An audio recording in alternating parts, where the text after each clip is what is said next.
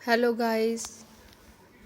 ਭਾਰਤ ਜਾਂ ਕਹਿ ਲਓ ਇੰਡੀਆ ਦੀ ਇੰਟਰੋਡਕਸ਼ਨ ਤੋਂ ਅਸੀਂ ਸਟਾਰਟ ਕੀਤਾ ਸੀ ਗਾਇਸ, ਠੀਕ ਹੈ। ਔਰ ਸਾਰਕ ਦੇਸ਼ਾਂ ਦੀ ਇੱਕ ਝਾਤ ਮਾਰਨ ਤੋਂ ਬਾਅਦ ਸਾਡੇ ਕੋਲ ਜਿਹੜਾ ਸਾਡਾ ਨੈਕਸਟ ਟੌਪਿਕ ਆ ਜਾਂਦਾ ਹੈ ਭਾਰਤ ਦੀ ਜਨਸੰਖਿਆ, ਜੋ ਕਿ ਮਾਰਚ 2011 ਤੋਂ ਅਸੀਂ ਜੇ ਸਥਾਨਕ ਵਿਸਤਾਰ ਦੀ ਗੱਲ ਕਰੀਏ, ਲੋਕੇਸ਼ਨਲ ਐਕਸਟੈਂਡ ਦੀ ਗੱਲ ਕਰੀਏ, ਤਾਂ ਭਾਰਤ ਦਾ ਵਿਸਤਾਰ ਜੋ ਕਿ ਇਹਨਾਂ ਨੇ ਦੱਸਿਆ ਹੋਇਆ ਹੈ ਕਿ 8 ਡਿਗਰੀ 4:28 ਤੋਂ ਲੈ ਕੇ 37 ਡਿਗਰੀ 17:53 ਉੱਤਰੀ ਆਕਾਂਸ਼ ਵਿਚਾਲੇ ਹੈ ਅਤੇ 68 ਡਿਗਰੀ 7:33 ਤੋਂ ਲੈ ਕੇ 97 ਡਿਗਰੀ 24:47 ਪੂਰਬੀ ਦੇਸ਼ਾਂਤਰਾਂ ਵਿਚਾਲੇ ਹੈ। ਹੁਣ ਜੇ ਅਸੀਂ ਕਰਕ ਰੇਖਾ ਦੀ ਗੱਲ ਕਰਦੇ ਹਾਂ, ਟ੍ਰੋਪਿਕ ਆਫ ਕੈਂਸਰ ਦੀ ਗੱਲ ਕਰਦੇ ਹਾਂ, ਤਾਂ ਇਸ ਦੇ ਮੱਧ ਵਿੱਚੋਂ ਦੀ ਲੰਘਣ ਕਰਕੇ ਇਸ ਨੂੰ ਉੱਤਰੀ ਅਤੇ ਦੱਖਣੀ ਦੋ ਹਿੱਸਿਆਂ ਵਿੱਚ ਵੰਡਦੀ ਹੈ। ਜਿਹੜੀ ਕਿ ਕਰਕ ਰੇਖਾ ਉਹ ਕਹਿ ਲਓ ਕਿ ਜਦੋਂ ਭਾਰਤ ਦੇ ਮੱਧ ਵਿੱਚੋਂ ਨਿਕਲਦੀ ਹੈ ਤਾਂ ਭਾਰਤ ਨੂੰ ਦੋ ਹਿੱਸਿਆਂ ਵਿੱਚੋਂ ਵੰਡ ਦਿੰਦੀ ਹੈ, ਜਿਹਦੇ ਉੱਪਰਲੇ ਹਿੱਸੇ ਨੂੰ ਅਸੀਂ ਉੱਤਰੀ ਭਾਰਤ ਜਾਂ ਥੱਲੜੇ ਹਿੱਸੇ ਨੂੰ ਅਸੀਂ ਦੱਖਣੀ ਭਾਰਤ ਕਹਿੰਦੇ ਹਾਂ। ਉੱਤਰੀ ਭਾਰਤ ਦੱਖਣੀ ਭਾਰਤ ਤੋਂ 2 ਗੁਣਾ ਜ਼ਿਆਦਾ ਖੇਤਰ ਘੇਰਦਾ ਹੈ। ਏਰੀਏ ਵਾਈਜ਼ ਦੇਖੀਏ ਤਾਂ ਗਾਈਜ਼ 2 ਗੁਣਾ ਜ਼ਿਆਦਾ ਉਹਦਾ ਏਰੀਆ ਹੈ। ਜੇਕਰ ਭਾਰਤ ਦੇ ਉੱਤਰੀ ਸਿਰੇ ਕਸ਼ਮੀਰ ਦੇ ਧੁਰ, ਦੱਖਣੀ ਸਿਰੇ ਕੰਨਿਆ ਕੁਮਾਰੀ ਤੱਕ ਇੱਕ ਸਿੱਧੀ ਰੇਖਾ, ਕਹਿੰਦੇ ਕਿ ਜੰਮੂ ਕਸ਼ਮੀਰ ਤੋਂ ਲੈ ਕੇ, ਠੀਕ ਹੈ, ਭਾਰਤ ਦਾ ਜਿਹੜਾ ਦੱਖਣੀ ਸਿਰਾ ਹੈ ਜਿਹਨੂੰ ਅਸੀਂ ਕੰਨਿਆ ਕੁਮਾਰੀ ਤੱਕ ਕਹਿੰਦੇ, ਇੱਕ ਸਿੱਧੀ ਸਕੇਲ ਵਾਈਜ਼ ਇੱਕ ਸਿੱਧੀ ਰੇਖਾ ਜਦੋਂ ਅਸੀਂ ਖਿੱਚ ਦਿੰਦੇ ਹਾਂ ਤਾਂ ਉਸਦੀ ਜਿਹੜੀ ਲੰਬਾਈ ਹੈ ਗਾਈਜ਼, ਔਰ ਤੁਹਾਨੂੰ ਸ਼ਾਰਟ ਕੁਐਸਚਨ ਵੀ ਆ ਸਕਦਾ, ਉਹ ਕਿੰਨੀ ਹੈ? ਉਹ ਹੈਗੀ ਹੈ 3214 ਕਿਲੋਮੀਟਰ ਹੋਵੇਗੀ। ਇਹ ਦੂਰੀ ਧਰਤੀ ਤੋਂ 29 ਡਿਗਰੀ 2 ਦੇ ਆਕਾਂਸ਼ੀ ਫਰਕ ਨੂੰ ਦਰਸਾਵੇਗੀ, ਜੋ ਕਿ ਉੱਤਰੀ ਗੋਲਾਰਧ ਦਾ ਲਗਭਗ ਕਿੰਨਾ ਹਿੱਸਾ ਹੋਏਗਾ? 1/3 ਹਿੱਸਾ। ਇਸੇ ਤਰ੍ਹਾਂ ਪੂਰਬੀ ਸਿਰੇ 'ਤੇ ਸਥਿਤ ਅਰੁਣਾਚਲ ਪ੍ਰਦੇਸ਼, ਜੇ ਅਸੀਂ ਪੂਰਬ ਤੋਂ ਪੱਛਮ ਵੱਲ ਦੀ ਗੱਲ ਕਰੀਏ ਤਾਂ ਪੂਰਬ ਤੋਂ ਲੈ ਕੇ ਕਹਿੰਦੇ ਕਿ ਪੂਰਬ ਦਾ ਜਿਹੜਾ ਅਰੁਣਾਚਲ ਪ੍ਰਦੇਸ਼ ਹੈ, ਉਹ ਜਿੱਥੋਂ ਕਿ ਲਾਸਟ ਪੁਆਇੰਟ ਹੈ ਉਹਦਾ ਜਿਹੜਾ ਧੁਰ ਹੈ, ਉੱਥੋਂ ਲੈ ਕੇ ਜੇ ਅਸੀਂ ਪੱਛਮੀ ਪੁਆਇੰਟ 'ਤੇ ਗੱਲ ਕਰੀਏ ਤਾਂ ਰਨ ਆਫ ਕੱਛ, ਠੀਕ ਹੈ।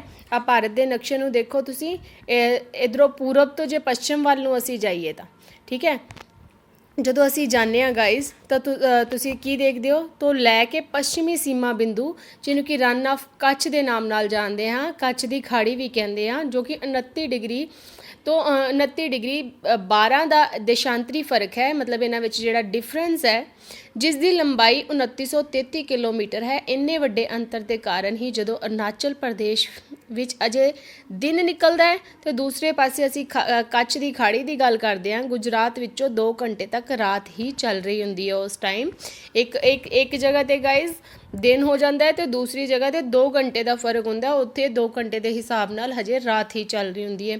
ਇੰਨੀ ਜ਼ਿਆਦਾ ਵਿਸ਼ਾਲਤਾ ਦੇ ਕਾਰਨ ਹੀ ਭਾਰਤ ਨੂੰ ਇੱਕ ਉਪ ਮਹਾਦੀਪ, ਜਿਸ ਨੂੰ ਅਸੀਂ ਕੀ ਕਹਾਂਗੇ, ਇੰਡੀਅਨ ਸਬ ਕੰਟੀਨੈਂਟ ਦੇ ਨਾਂ ਨਾਲ ਜਾਣਿਆ ਜਾਂਦਾ ਹੈ। ਉਪ ਮਹਾਦੀਪ ਇੱਕ ਉਹ ਵਿਸ਼ਾਲ ਅਤੇ ਸੁਤੰਤਰ ਇਲਾਕਾ ਹੁੰਦਾ ਹੈ ਜਿਸ ਦੇ ਭੂ-ਭਾਗ ਦੀਆਂ ਸੀਮਾਵਾਂ ਵੱਖੋ ਵੱਖਰੀਆਂ ਸਥਲ ਆਕ੍ਰਿਤੀਆਂ ਦੁਆਰਾ ਬਣਾਈਆਂ ਜਾਂਦੀਆਂ ਹਨ। ਜੇ ਅਸੀਂ ਨੋਰਮਲ ਲੈਂਗੁਏਜ ਦੇ ਵਿੱਚ ਇਸ ਨੂੰ ਸਮਝਾਈਏ ਤਾਂ ਇੱਕ ਇਹੋ ਜਿਹਾ ਸਥਾਨ, ਲੈਂਡ ਵਾਈਜ਼ ਇੱਕ ਇਹੋ ਜਿਹੀ ਭੂਮੀ, ਜਿਹਦੇ ਕਿ ਹਰ ਜਗ੍ਹਾ 'ਤੇ ਅਲੱਗ-ਅਲੱਗ ਤਰ੍ਹਾਂ ਦੀਆਂ ਆਕ੍ਰਿਤੀਆਂ, ਆਕਾਰ, ਸ਼ੇਪ ਹੁੰਦੀ ਹੈ, ਠੀਕ ਹੈ, ਜੋ ਕਿ ਇਸ ਨੂੰ ਆਸ-ਪਾਸ ਦੇ ਖੇਤਰਾਂ ਤੋਂ ਵੱਖ ਕਰਦੀਆਂ, ਜੋ ਕਿ ਇਹਦੇ ਆਸ-ਪਾਸ ਦੇ ਖੇਤਰ ਆ ਉਹਨਾਂ ਨਾਲ ਉਹਨੂੰ ਡਿਫਰੈਂਟ ਸ਼ੋ ਕਰਦੀਆਂ। ਭਾਰਤ ਵੀ ਉੱਤਰ ਦਿਸ਼ਾ ਵਿੱਚ, ਜਿਵੇਂ ਭਾਰਤ ਨੂੰ ਉੱਤਰ ਦਿਸ਼ਾ ਵਿੱਚ ਹਿਮਾਲਿਆ ਤੋਂ ਪਾਰ, ਠੀਕ ਹੈ, ਅਗੀਲ, ਮੁਜ਼ਤੰਗ, ਕੁਨਲੁਨ, ਐਕਸਟਰਾ ਹੋਰ ਵੀ ਬਹੁਤ ਸਾਰੇ ਕਹਿ ਲਓ ਕਿ ਸ਼੍ਰੇਣੀਆਂ, ਤਿੱਬਤ ਤੇ ਦੱਖਣੀ ਦਿਸ਼ਾ ਵੱਲ ਪਾਕ, ਠੀਕ ਹੈ, ਮਨਾਰ ਦੀ ਖਾੜੀ, ਸ਼੍ਰੀਲੰਕਾ ਤੋਂ ਪੂਰਬੀ ਦਿਸ਼ਾ ਵਿੱਚ ਅਰਾ, ਕਾਨਯੋਮਾ, ਮਿਆਂਮਾਰ, ਬਰਮਾ, ਪੱਛਮ ਵਿੱਚ ਵਿਸ਼ਾਲ ਥਾਰ,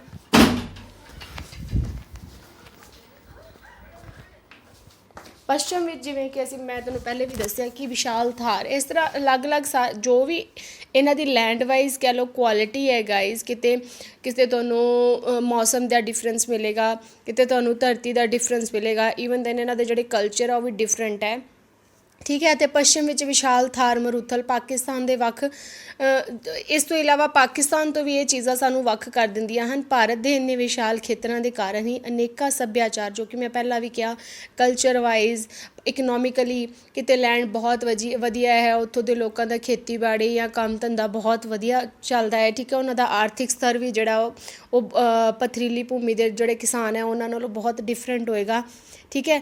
ਔਰ ਸਮਾਜਿਕ ਭਿੰਨਤਾਵਾਂ ਵੀ ਪਾਈਆਂ ਜਾਂਦੀਆਂ ਹਨ। ਡਿਫਰੈਂਟ ਟਾਈਪ ਦਾ ਸਮਾਜ ਤੁਹਾਨੂੰ ਇੱਕ ਜਗ੍ਹਾ ਤੋਂ ਦੂਸਰੀ ਜਗ੍ਹਾ 'ਤੇ ਦੇਖਣ ਨੂੰ ਮਿਲ ਸਕਦਾ ਹੈ। ਇਸ ਦੇ ਬਾਵਜੂਦ ਵੀ ਦੇਸ਼ ਵਿੱਚ ਜੋ ਜਲਵਾਯੂ ਹੈ, ਜਿਵੇਂ ਉਹ ਲੋਕਾਂ ਦੀ ਸੰਸਕ੍ਰਿਤੀ ਹੈ ਆਦਿ ਵਿੱਚ ਏਕਤਾ ਮਿਲਦੀ ਹੈ। ਉਹਦਾ ਰੀਜ਼ਨ ਕੀ ਹੈ ਗਾਈਜ਼?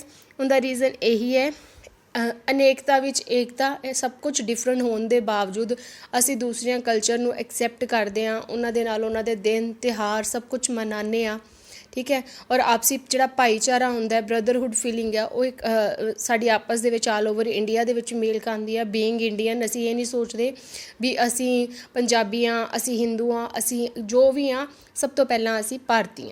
ਅਤੇ ਸਾਡੀ ਇਹੀ ਜਿਹੜੀ ਇੰਨੀਆਂ ਅਨੇਕਤਾਵਾਂ ਦੇ ਬਾਵਜੂਦ ਇਹ ਵਾਲੀ ਫੀਲਿੰਗ ਹੈ ਉਹ ਸਾਨੂੰ ਏਕਤਾ ਦੇ ਨਾਲ ਜੋੜ ਦਿੰਦੀ ਹੈ।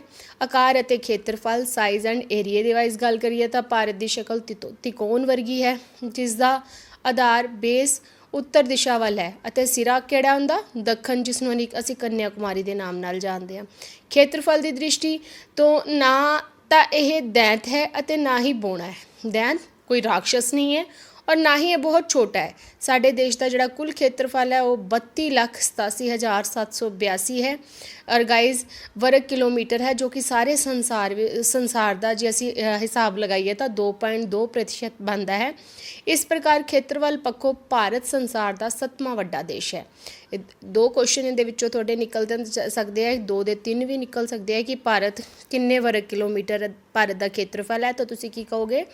32,87,782 ਵਰਗ ਕਿਲੋਮੀਟਰ ਹੈ। ਅਤੇ ਜੇ ਅਸੀਂ ਪੂਰੇ ਸੰਸਾਰ ਦੇ ਹਿਸਾਬ ਨਾਲ ਦੱਸੀਏ ਵੀ ਇਹ ਕਿੰਨਾ ਲੈਂਡ ਹੈ ਜਿਹੜਾ ਭਾਰਤ ਦਾ ਬਣਦਾ, ਤਾਂ ਉਹ 2.2% ਬਣਦਾ ਹੈ। ਉਸ ਤੋਂ ਇਲਾਵਾ ਭਾਰਤ ਕਿੰਨਵੇਂ ਨੰਬਰ 'ਤੇ ਆਉਂਦਾ ਹੈ ਖੇਤਰਫਲ ਦੀ ਦ੍ਰਿਸ਼ਟੀ ਤੋਂ? ਤਾਂ ਗਾਈਜ਼ ਉਹ 7ਵੇਂ ਨੰਬਰ 'ਤੇ ਆਉਂਦਾ ਹੈ, 7 ਨੰਬਰ 'ਤੇ ਆਉਂਦਾ ਹੈ। ਇਸ ਤੋਂ ਵੱਡੇ 6 ਦੇਸ਼ ਕ੍ਰਮਵਾਰ, ਜਿਵੇਂ ਕਿ ਸਾਡੇ ਭਾਰਤ ਤੋਂ ਵੱਡੇ ਕਿਹੜੇ 6 ਦੇਸ਼ ਹਨ? ਉਹਨਾਂ ਦੇ ਨਾਮ ਦੱਸੋ। ਰੂਸ, ਕੈਨੇਡਾ, ਚੀਨ, USA, ਬ੍ਰਾਜ਼ੀਲ, ਆਸਟ੍ਰੇਲੀਆ। ਅਤੇ ਇਹ ਨਾਮ ਦੱਸੇ ਜਾਣਗੇ ਸ਼ੋਰਟ ਕੁਐਸਚਨਸ ਦੇ ਵਿੱਚ। ਵੱਡੇ ਦੇਸ਼ਾਂ ਵਿੱਚ ਇਹ ਰੂਸ ਦੇ 7ਵੇਂ ਹਿੱਸੇ ਅਤੇ ਕੈਨੇਡਾ ਦਾ ਕੇਵਲ 3ਰੇ ਹਿੱਸੇ ਦੇ ਬਰਾਬਰ ਹੈ। ਜਦ ਕਿ ਛੋਟੇ ਦੇਸ਼ਾਂ ਦੇ ਮੁਕਾਬਲੇ ਅਸੀਂ ਗੱਲ ਕਰੀਏ ਤਾਂ ਇੰਗਲੈਂਡ ਤੋਂ 12 ਗੁਣਾ ਅਤੇ ਜਾਪਾਨ ਤੋਂ 8 ਗੁਣਾ ਵੱਡਾ ਹੈ। ਭਾਰਤ ਦਾ ਉੱਤਰ, ਦੱਖਣ ਅਤੇ ਪੂਰਬ ਪੱਛਮ ਵਿਸਤਾਰ ਧਰਤੀ ਦੇ ਕੁੱਲ ਘੇਰੇ ਦਾ ਲਗਭਗ 12ਵਾਂ ਹਿੱਸਾ ਹੀ ਬਣਦਾ ਹੈ। ਜੇ ਧਰਤੀ ਦਾ ਪੂਰਾ ਘੇਰਾ ਦੇਖੀਏ ਤਾਂ ਜਿਹੜਾ ਇੰਡੀਆ ਦਾ ਲੈਂਡ ਹੈ ਉਹ ਕਿੰਨਵਾਂ ਹਿੱਸਾ ਬਣਦਾ? 12ਵਾਂ ਹਿੱਸਾ। ਭਾਰਤ ਦੇ ਹੁਣ ਅਸੀਂ ਗੱਲ ਕਰਾਂਗੇ ਗੁਆਂਢੀ ਦੇਸ਼ਾਂ ਦੀ, ਤਾਂ ਭਾਰਤ ਦੀਆਂ ਸਰਹੱਦਾਂ ਨੂੰ ਅਲੱਗ-ਅਲੱਗ ਦੇਸ਼ ਛੂੰਹਦੇ ਹਨ, ਠੀਕ ਹੈ, ਜਿਹਨੂੰ ਅਸੀਂ ਆਪਣੇ ਗੁਆਂਢੀ ਦੇਸ਼ ਆਖਦੇ ਹਨ। ਉੱਤਰ ਅਤੇ ਉੱਤਰ ਪੱਛਮੀ ਦਿਸ਼ਾ ਵਿੱਚ ਜੇ ਗੱਲ ਕਰੀਏ ਤਾਂ ਪਾਕਿਸਤਾਨ, ਅਫਗਾਨਿਸਤਾਨ, ਚੀਨ ਆਦਿ ਸਾਡੇ ਗੁਆਂਢੀ ਦੇਸ਼ ਹੈ। ਜੇ ਅਸੀਂ ਗੱਲ ਕਰੀਏ ਉੱਤਰ ਪੂਰਬ ਦੀ ਤਾਂ ਪੂਰਬ ਵਿੱਚ ਸਾਡੇ ਕੋਲ ਆ ਜਾਂਦਾ ਹੈ ਨੇਪਾਲ, ਭੂਟਾਨ, ਮਿਆਂਮਾਰ ਅਤੇ ਬੰਗਲਾਦੇਸ਼, ਜਿਨ੍ਹਾਂ ਨਾਲ ਜਿਹੜੀ ਸਾਡੀ ਸੀਮਾ ਹੈ ਉਹ ਸਾਂਝੀ ਹੈ, ਸਾਡੀ ਬਾਰਡਰ ਲਾਈਨ ਹੈ ਜਿਹੜੀ ਸਾਂਝੀ ਹੈ। ਰਾਜਨੀਤਿਕ ਪ੍ਰਬੰਧ, ਹੁਣ ਪੋਲੀਟੀਕਲ ਸੈਟਅਪ ਦੀ ਗੱਲ ਕਰਦੇ ਹਾਂ ਅਸੀਂ। ਭਾਰਤ ਦੀ ਥਲਵਰਤੀ ਸੀਮਾ ਨਾਲ ਕੁੱਲ ਦੇਸ਼ਾਂ ਦੀਆਂ ਸਰਹੱਦਾਂ ਛੂੰਹਦੀਆਂ ਹਨ, ਠੀਕ ਹੈ। ਬਾਰਡਰ ਲਾਈਨਸ ਜਿਹੜੀਆਂ ਆਪਸ ਦੇ ਵਿੱਚ ਅਸੀਂ ਸ਼ੇਅਰ ਕਰਦੇ ਹਾਂ। ਉੱਤਰ ਅਤੇ ਉੱਤਰੀ ਪੱਛਮੀ ਦਿਸ਼ਾ ਵਿੱਚ ਪਾਕਿਸਤਾਨ, ਅਫਗਾਨਿਸਤਾਨ, ਇਹ ਤਾਂ ਗਾਈਜ਼ ਅਸੀਂ ਪਹਿਲਾਂ ਵੀ ਗੱਲ ਕਰ ਰਹੇ ਹਾਂ, ਮੈਂ ਉਹੀ ਚੀਜ਼ ਰਿਪੀਟ ਕਰ ਰਹੀ ਹਾਂ। ਨੈਕਸਟ ਅਸੀਂ ਰਾਜਨੀਤਿਕ ਸੈਟਅਪ ਦੀ ਗੱਲ ਕਰ ਰਹੇ ਸੀ। ਆਜ਼ਾਦੀ ਤੋਂ ਪਹਿਲਾਂ ਭਾਰਤ ਨੂੰ ਕਹਿੰਦੇ 562 ਰਾਜਵਾੜਿਆਂ, ਸ਼ਾਹੀ ਰਿਆਸਤਾਂ ਅਤੇ 9 ਬਰਤਾਨਵੀ ਪ੍ਰਾਂਤਾਂ ਵਿੱਚ ਵੰਡਿਆ ਗਿਆ ਸੀ। ਉਸ ਟਾਈਮ ਜਿਵੇਂ ਅੱਜ ਦੇ ਟਾਈਮ 'ਚ ਅਸੀਂ ਕਹਿੰਦੇ ਸਾਡੇ ਇੰਨੇ ਕੇਂਦਰੀ ਸ਼ਾਸਕ ਪ੍ਰਦੇਸ਼ ਹੈ, ਸਾਡੇ ਇੰਨੇ ਰਾਜ ਆ, ਉਸ ਟਾਈਮ 'ਤੇ ਇਸ ਨੂੰ 562 ਰਜਵਾੜਿਆਂ ਦੀ ਰਿਆਸਤਾਂ ਅਤੇ ਇਸ ਤੋਂ ਇਲਾਵਾ 9 ਬਰਤਾਨਵੀ ਬ੍ਰਿਟਿਸ਼ ਪ੍ਰੈਜ਼ੀਡੈਂਸੀਜ਼ ਦੇ ਵਿੱਚ ਵੰਡਿਆ ਗਿਆ ਸੀਗਾ। 15 ਅਗਸਤ 1947 ਨੂੰ ਜਦੋਂ ਸਾਡਾ ਭਾਰਤ ਆਜ਼ਾਦ ਹੋਇਆ, ਇੰਡੀਆ ਨੂੰ ਫਰੀਡਮ ਮਿਲੀ, ਭਾਰਤ ਹੋਂਦ ਵਿੱਚ ਆਇਆ, ਉਦੋਂ ਪਤਾ ਚੱਲਿਆ ਕਿ ਹਾਂ ਵੀ ਭਾਰਤ ਇੱਕ ਫਰੀਡਮ ਡੈਮੋਕ੍ਰੇਟਿਕ ਕੰਟਰੀ ਦੇ ਰੂਪ 'ਚ ਸਾਹਮਣੇ ਆਇਆ, ਜਿਸ ਵਿੱਚ ਬਹੁਤ ਵੱਡੇ ਪ੍ਰਾਂਤਾਂ ਨੂੰ ਛੋਟਾ ਕਰਨ ਲਈ, ਬਹੁਤ ਛੋਟਿਆਂ ਨੂੰ ਵੱਡਾ ਰੂਪ ਦੇਣ ਲਈ, ਸੂਬਿਆਂ ਦੇ ਆਪਸੀ ਦੋਸਤਾਨਾ ਸੰਬੰਧ ਕਰਨ ਦੇ ਲਈ 1953 ਈਸਵੀ ਵਿੱਚ ਜਸਟਿਸ ਫੈਜ਼ਲ ਅਲੀ ਦੀ ਰਹਿਨੁਮਾਈ ਦੇ ਅਧੀਨ ਰਾਜ ਪੁਨਰਗਠਨ ਕਮਿਸ਼ਨ, ਜਿਸ ਨੂੰ ਅਸੀਂ ਸਟੇਟ ਰੀਗਨਾਈਜੇਸ਼ਨਸ, ਠੀਕ ਹੈ, ਕਮਿਸ਼ਨਸ ਦੀ ਸਥਾਪਨਾ ਕੀਤੀ ਗਈ, ਜਿਸ ਨੇ ਸਾਰੇ ਦੇਸ਼ਾਂ ਨੂੰ ਭਾਸ਼ਾ ਦੇ ਆਧਾਰ 'ਤੇ 14 ਰਾਜ ਇਹੋ ਸੀ ਜਿਹੜੀ ਭਾਸ਼ਾਈ ਆਧਾਰ 'ਤੇ 14 ਰਾਜਾਂ ਨੂੰ ਅਤੇ 6 ਕੇਂਦਰੀ ਰਾਜਾਂ ਵਿੱਚ ਵੰਡ ਦਿੱਤਾ ਗਿਆ, ਜਿਹਨੂੰ ਅਸੀਂ ਯੂਨੀਅਨ ਟੈਰੀਟਰੀ ਕਹਾਂਗੇ। ਬਾਅਦ ਵਿੱਚ ਇਹਨਾਂ ਦੀ ਵੰਡ ਹੋ ਜਾਣ ਕਾਰਨ ਕਈ ਹੋਰ ਛੋਟੇ ਰਾਜ ਬਣ ਗਏ ਤੇ ਨਵੇਂ ਰਾਜਾਂ ਦਾ ਨਾਮ ਦੇ ਦਿੱਤਾ ਗਿਆ। ਕਈ ਕੇਂਦਰੀ ਸ਼ਾਸਕ ਖੇਤਰ ਅਜੋਕੇ ਸਮੇਂ ਦੌਰਾਨ ਅੱਜ ਦੇ ਸਮੇਂ ਦੀ ਗੱਲ ਕਰੀਏ ਤਾਂ ਰਾਜ ਦਾ ਦਰਜਾ ਗ੍ਰਹਿਣ ਕਰ ਗਏ ਹਨ। ਸਾਡਾ ਆਪਣਾ ਅੱਜ ਦਾ ਪੰਜਾਬ ਰਾਜਵੀ ਸ਼ਾਹ ਕਮਿਸ਼ਨ ਦੀ ਸਿਫਾਰਿਸ਼ਾਂ ਅਧੀਨ ਪੰਜਾਬੀ ਭਾਸ਼ਾਈ ਸੂਬਾ ਹੋਣ ਕਰਕੇ 1 ਨਵੰਬਰ 'ਚ ਪੰਜਾਬ ਨੂੰ ਪੰਜਾਬੀ ਭਾਸ਼ਾ ਦੇ ਸੂਬੇ ਦੇ ਆਧਾਰ 'ਤੇ ਜਦੋਂ ਬਣਾਇਆ ਗਿਆ ਤਾਂ ਕਿਹੜਾ ਟਾਈਮ ਸੀ ਗਾਇਜ਼ 1966 ਨੂੰ ਹੋਂਦ ਵਿੱਚ ਆਇਆ 1966 ਨੂੰ। ਇਸ ਸਮੇਂ ਭਾਰਤ ਦੇ ਕੁੱਲ 29 ਪ੍ਰਾਂਤ ਤੇ 7 ਕੇਂਦਰੀ ਸ਼ਾਸਕ ਪ੍ਰਦੇਸ਼ ਹਨ। ਠੀਕ ਹੈ, ਜੇ ਅੱਜ ਦੀ ਗੱਲ ਕਰੀਏ ਤਾਂ ਅੱਜ ਦੇ ਟਾਈਮ ਨੂੰ ਕੀ ਕਹਿ ਰਿਹਾ ਕਿ 29 ਪ੍ਰਾਂਤ ਤੇ 7 ਕੇਂਦਰ ਜਾਂ ਯੂਨੀਅਨ ਟੈਰੀਟਰੀ ਹਨ। ਦਿੱਲੀ ਨੂੰ ਨੈਸ਼ਨਲ ਕੈਪੀਟਲ ਟੈਰੀਟਰੀ ਦਾ ਰੁਤਬਾ ਦਿੱਤਾ ਗਿਆ ਹੈ। ਸਾਡਾ ਉਸ ਤੋਂ ਬਾਅਦ ਭਾਰਤ ਦੇ ਰਾਜਾਂ ਅਤੇ ਕੇਂਦਰੀ ਪ੍ਰਬੰਧ ਅਧੀਨ ਖੇਤਰਾਂ ਦੇ ਕ੍ਰਮਵਾਰ ਜੋ ਸਾਰਨੀ ਹੈ ਉਸ ਨੂੰ ਚੰਗੀ ਤਰ੍ਹਾਂ ਦੇਖ ਲਓ ਗਾਇਸ, ਜੋ ਸਾਨੂੰ ਹੇਠ ਦਿੱਤੀ ਗਈ ਹੈ। ਸਾਡੇ ਰਾਜ ਦੱਸੇ ਗਏ ਹਨ, ਉਹਨਾਂ ਦਾ ਖੇਤਰਫਲ, ਉਹ ਕਿੰਨੇ ਏਰੀਆ ਘੇਰਦੇ ਹਨ।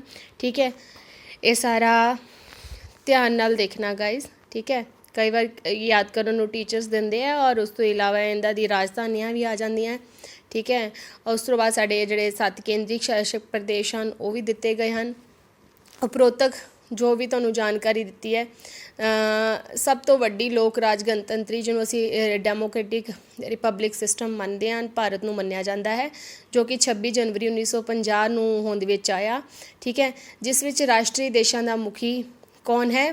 ਭਾਰਤ, ਅਤੇ ਇਸ ਦੀ ਚੋਣ 5 ਸਾਲਾਂ ਲਈ ਸੰਸਦ ਅਤੇ ਰਾਜਾਂ ਦੇ ਚੁਣੇ ਹੋਏ ਨੁਮਾਇੰਦਿਆਂ ਦੁਆਰਾ ਕੀਤੀ ਗਈ। ਭਾਰਤੀ ਸੰਸਦ ਉੱਪਰਲੇ ਅਤੇ ਹੇਠਲੇ, ਭਾਰਤੀ ਦਾ ਜਿਹੜਾ ਸੰਸਦ ਹੈਗਾ ਇਸ ਪਾਰਲੀਮੈਂਟ ਹੈ ਉਹਦੇ 2 ਸਦਨ ਹਨ, ਇੱਕ ਨੂੰ ਉੱਪਰਲਾ ਸਦਨ ਤੇ ਹੇਠਲਾ ਸਦਨ। ਠੀਕ ਹੈ, ਉੱਪਰਲਾ ਸਦਨ ਸਾਡੇ ਕੋਲ ਆ ਜਾਂਦਾ ਹੈ ਰਾਜ ਸਭਾ ਤੇ ਹੇਠਲੇ ਸਦਨ ਨੂੰ ਅਸੀਂ ਕਹਿੰਦੇ ਹਾਂ ਲੋਕ ਸਭਾ। ਜਨਸੰਖਿਆ ਦੇ ਸਰੂਪ ਦੀ ਗੱਲ ਕਰੀਏ, ਠੀਕ ਹੈ, ਤਾਂ ਪਾਪੂਲੇਸ਼ਨ ਪ੍ਰੋਫਾਈਲ ਵਸੋਂ ਦੇ ਅਨੁਸਾਰ ਭਾਰਤ ਚੀਨ ਤੋਂ ਬਾਅਦ ਸੰਸਾਰ ਦਾ ਦੂਸਰਾ ਵੱਡਾ ਦੇਸ਼ ਹੈ। ਜੇ ਜਨਸੰਖਿਆ ਲੈਵਲ ਦੀ ਗੱਲ ਕਰੋ ਤਾਂ ਸਭ ਤੋਂ ਜ਼ਿਆਦਾ ਜਨਸੰਖਿਆ ਚੀਨ ਤੇ ਸੈਕਿੰਡ ਨੰਬਰ 'ਤੇ ਆ ਜਾਂਦੀ ਹੈ ਸਾਡੇ ਭਾਰਤ ਦੀ, ਜੋ ਕਿ 2.2 ਖੇਤਰ ਵਿੱਚ ਕੁੱਲ ਦੁਨੀਆ ਦੀ ਆਬਾਦੀ ਦਾ 14.8 ਹਿੱਸਾ ਸੰਭਾਲਦੀ ਹੈ। ਔਰ ਇਸੇ ਤਰ੍ਹਾਂ ਅਲੱਗ ਆંકੜੇ ਦਿੱਤੇ ਗਏ ਹੈ 2011 ਦੇ ਮੁਤਾਬਿਕ 121 ਕਰੋੜ ਤੋਂ 1,93,422 ਸੀ। ਇਸ ਵਿੱਚ 62.4 ਕਰੋੜ ਪ੍ਰਦੇਸ਼ ਅਤੇ 58.1 ਕਰੋੜ ਇਸਤਰੀਆਂ ਸਨ। ਇਸ ਤਰ੍ਹਾਂ 2011 ਦੀ ਜਿਹੜੀ ਜਨਗਣਨਾ ਮੁਤਾਬਿਕ 382 ਪ੍ਰਤੀ ਵਰਗ ਕਿਲੋਮੀਟਰ ਸੀ। ਪੜ੍ਹੇ ਲਿਖਿਆਂ ਦੀ ਜੇ ਗਿਣਤੀ ਕਰੀਏ ਅਸੀਂ ਕਿੰਨੇ ਸੀ? 65.38 ਅਤੇ ਲਿੰਗ ਅਨੁਪਾਤ ਦੀ ਗੱਲ ਕਰੀਏ ਤਾਂ 100 ਮਰਦਾਂ ਦੇ ਮੁਕਾਬਲੇ ਕੇਵਲ 940 ਇਸਤਰੀਆਂ ਸਨ। ਭਾਰਤ ਦੀ ਜਨਸੰਖਿਆ ਬਹੁਤ ਤੇਜ਼ੀ ਨਾਲ ਵੱਧ ਰਹੀ ਹੈ। ਇੱਕ ਅਨੁਮਾਨ ਦਾ ਲਗਾਈਏ ਅਸੀਂ ਤਾਂ ਲਗਭਗ 2 ਕਰੋੜ ਲੋਕ ਹਰੇਕ ਸਾਲ ਵੱਧ ਜਾਂਦੇ ਹਨ, ਜੋ ਕਿ ਆਸਟ੍ਰੇਲੀਆ ਦੀ ਪੂਰੀ ਆਬਾਦੀ ਤੋਂ ਵੀ ਵੱਧ ਹਨ। ਆਸਟ੍ਰੇਲੀਆ ਵਿੱਚ ਗਾਈਜ਼ ਜੇ ਸਾਡੇ ਜੰਮਣ ਵਾਲਿਆਂ ਦੀ ਜਿੰਨੀ ਗਿਣਤੀ 1 ਸਾਲ ਦੀ ਹੋ ਜਾਂਦੀ ਹੈ ਨਾ, ਉਸ ਤੋਂ ਵੀ ਕਾਫੀ ਗਿਣਤੀ ਘੱਟ ਹੈ ਗਾਈਜ਼।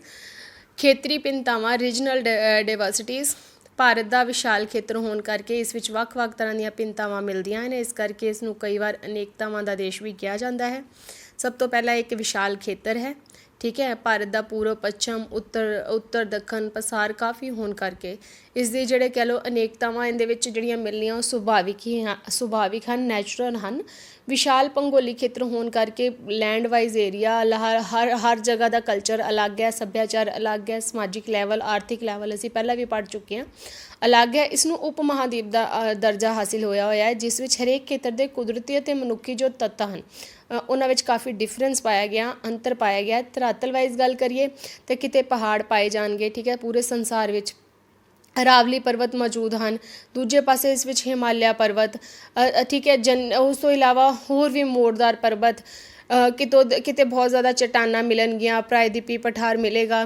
ਹਿਮਾਲਿਆ ਪਰਬਤ ਸ਼੍ਰੇਣੀਆਂ ਵਿੱਚੋਂ ਨਿਕਲਣ ਵਾਲੀਆਂ ਕਈ ਤਰ੍ਹਾਂ ਦੀਆਂ ਨਦੀਆਂ ਹਨ, ਵਿਸ਼ਾਲ ਉਪਜਾਊ ਮਿੱਟੀ ਲਿਆ ਕੇ ਸਤਲੁਜ, ਗੰਗਾ, ਬ੍ਰਹਮਪੁੱਤਰ ਦੇ ਮੈਦਾਨਾਂ ਵਿੱਚ ਵਿਛਾਉਂਦੀਆਂ ਹਨ, ਜਿੱਥੇ ਕਰਕੇ ਉੱਥੋਂ ਦੀ ਧਰਤੀ ਹੈ ਜਿਹੜੀ ਬਹੁਤ ਉਪਜਾਊ ਹੈ। ਨੈਕਸਟ ਅਸੀਂ ਗੱਲ ਕਰਦੇ ਹਾਂ ਕਲਾਈਮੇਟ ਦੀ।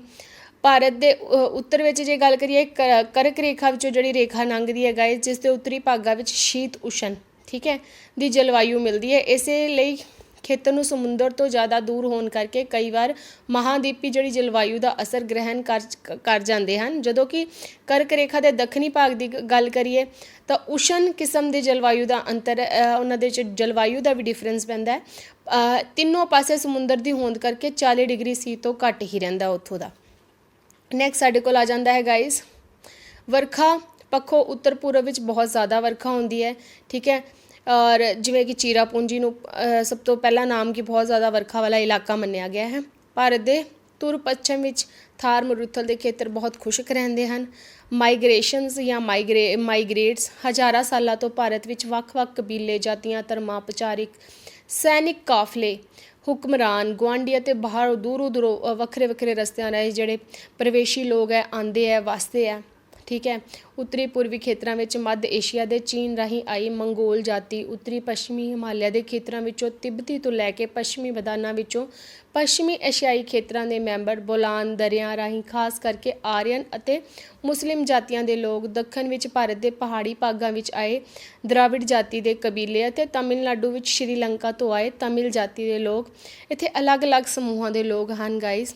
ਕੋਈ ਦੱਖਣ ਵੱਲੋਂ ਆਇਆ ਹੈ, ਕੋਈ ਉੱਤਰ ਵੱਲੋਂ ਆਇਆ ਹੈ। ਤਾਂ ਸਾਡੇ ਜਿਹੜੇ ਗੁਆਂਢੀ ਦੇਸ਼ਾਂ ਤੋਂ ਬਹੁਤ ਜ਼ਿਆਦਾ ਪ੍ਰਵਾਸੀ ਇੱਥੇ ਆਉਂਦੇ ਹਨ ਔਰ ਉਹ ਇੱਥੇ ਆ ਕੇ ਵਸ ਜਾਂਦੇ ਹਨ, ਜਿਨ੍ਹਾਂ ਨੂੰ ਅਸੀਂ ਕਹਿੰਦੇ ਹਾਂ ਪ੍ਰਵਾਸੀ, ਠੀਕ ਹੈ। ਔਰ ਉਹ ਆਪਣੇ ਪ੍ਰਵਾਸ ਦੇ ਲਈ ਜਿਹੜੀ ਜਗ੍ਹਾ 'ਤੇ ਉਹ ਰਹਿਣ ਲੱਗ ਜਾਂਦੇ, ਉਹਨਾਂ ਦਾ ਪ੍ਰਵਾਸ ਹੋ ਜਾਂਦਾ ਹੈ। ਆਪਣੀ ਜਗ੍ਹਾ ਨੂੰ ਛੱਡ ਕੇ ਜਦੋਂ ਦੂਸਰੀ ਜਗ੍ਹਾ ਨੂੰ ਅਪਣਾ ਲੈਂਦੇ ਹਨ, ਦੈਟ ਇਜ਼ ਮਾਈਗ੍ਰੇਸ਼ਨ। ਸੱਭਿਆਚਾਰ ਨੈਕਸਟ ਸਾਡੇ ਕੋਲ ਆ ਜਾਂਦਾ ਕਲਚਰ। ਇਹ ਆਪਾਂ ਪਹਿਲਾਂ ਵੀ ਗੱਲ ਕੀਤੀ, ਅਲੱਗ-ਅਲੱਗ ਜਾਤੀਆਂ ਦੇ ਲੋਕ ਰਹਿੰਦੇ ਹਨ, ਅਲੱਗ-ਅਲੱਗ ਧਰਮਾਂ ਦੇ ਲੋਕ ਰਹਿੰਦੇ ਹਨ, ਜਿਨ੍ਹਾਂ ਦਾ ਖਾਣਾ ਪੀਣਾ, ਬੋਲਣਾ, ਪਹਿਰਾਵਾ, ਖੁਰਾਕ ਆਦਿ, ਘਰਾਂ ਦੀ ਬਣਤਰ, ਉਹਨਾਂ ਦੇ ਲੋਕ ਗੀਤ, ਲੋਕ ਨਾਚ, ਮੇਲੇ, ਤਿਉਹਾਰ, ਰੀਤੀ ਰਿਵਾਜ, ਸਾਰੀਆਂ ਚੀਜ਼ਾਂ ਵਿੱਚ ਭਿੰਨਤਾਵਾਂ ਹਨ, ਠੀਕ ਹੈ। ਇੱਥੇ ਘੱਟੋ ਘੱਟ ਕਹਿ ਲਓ ਕਿ 187 ਜਾਂ 187 ਭਾਸ਼ਾਵਾਂ ਬੋਲੀਆਂ ਜਾਂਦੀਆਂ ਹਨ, ਜਿਨ੍ਹਾਂ ਵਿੱਚੋਂ ਕੇਵਲ 23 ਭਾਸ਼ਾਵਾਂ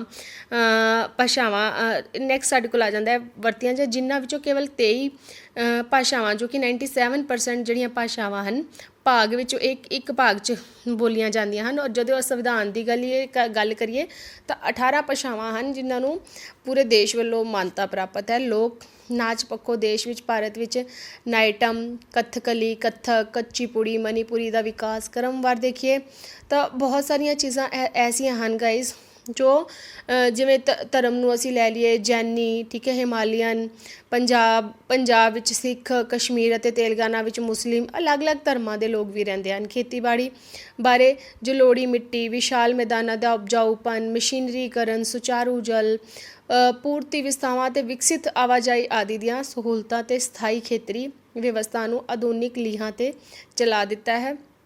ਇਹ ਸਾਰੇ ਡਿਫਰੈਂਸਿਸ ਤੋਂ ਸਾਨੂੰ ਪਤਾ ਚੱਲਦਾ ਹੈ ਕਿ ਇਹ ਭਾਰਤ ਵਿੱਚ ਅਲੱਗ-ਅਲੱਗ ਤਰ੍ਹਾਂ ਦੀਆਂ ਜਿਹੜੀਆਂ ਕਲਚਰ ਹੈ, ਸੱਭਿਆਚਾਰ ਹੈ, ਕਿਉਂ ਹੈ ਔਰ ਉਹਦੇ ਹੋਣ ਦੇ ਬਾਵਜੂਦ ਲੋਕਾਂ ਵਿੱਚ ਅਨੇਕਤਾ ਤੋਂ ਏਕਤਾ ਪਾਈ ਜਾਂਦੀ ਹੈ। ਯੂਨਿਟੀ ਇਨ ਡਾਇਵਰਸਿਟੀ ਗਾਈਜ਼ ਅਸੀਂ ਬਾਅਦ 'ਚ ਕਰਾਂਗੇ, ਨਹੀਂ ਤਾਂ ਟੌਪਿਕ ਸਾਡਾ ਬਹੁਤ ਜ਼ਿਆਦਾ ਲੰਬਾ ਹੋ ਜਾਣਾ, ਠੀਕ ਹੈ। ਉਮੀਦ ਕਰਦੀ ਹਾਂ ਲੈਸਨ ਤੁਹਾਨੂੰ ਚੰਗੀ ਤਰ੍ਹਾਂ ਸਮਝ ਆ ਰਿਹਾ ਹੋਵੇਗਾ ਔਰ ਜੇ ਤੁਹਾਨੂੰ ਸਮਝ ਆ ਰਿਹਾ ਹੈ ਚੈਨਲ ਨੂੰ ਲਾਈਕ, ਸ਼ੇਅਰ, ਸਬਸਕ੍ਰਾਈਬ ਅਤੇ ਆਪਣੇ ਕਮੈਂਟ ਦੇਣਾ ਨਾ ਭੁੱਲਿਓ। ਜ਼ਿਆਦਾ ਤੋਂ ਜ਼ਿਆਦਾ ਸ਼ੇਅਰ ਕਰੋ, ਕਮੈਂਟ ਕਰੋ, ਠੀਕ ਹੈ। ਜਿਸ ਦੇ ਨਾਲ ਜ਼ਿਆਦਾ ਤੋਂ ਜ਼ਿਆਦਾ ਬੱਚੇ ਹੈ ਜਿਹੜੇ ਜੋ ਵੀ ਉਹਨਾਂ ਨੂੰ ਮੁਸ਼ਕਿਲ ਆ ਰਹੀ ਹੈ ਸਬਜੈਕਟ ਵਾਈਜ਼, ਉਹ ਕਠਿਨਾਈ ਨੂੰ ਜੋ ਫੀਲ ਨਾ ਕਰਨ, ਉਹਦੇ ਤੋਂ ਬਾਹਰ ਆ ਸਕਣ ਅਤੇ ਆਪਣੀ ਤਿਆਰੀ ਨੂੰ ਬਹੁਤ ਚੰਗੇ ਸੁਚਾਰੂ ਢੰਗ ਨਾਲ ਕਰ ਸਕਣ। ਓਕੇ ਗਾਈਜ਼, ਬਾਏ, ਮਿਲਦੇ ਹਾਂ ਨੈਕਸਟ ਵੀਡੀਓ ਲੈ ਕੇ।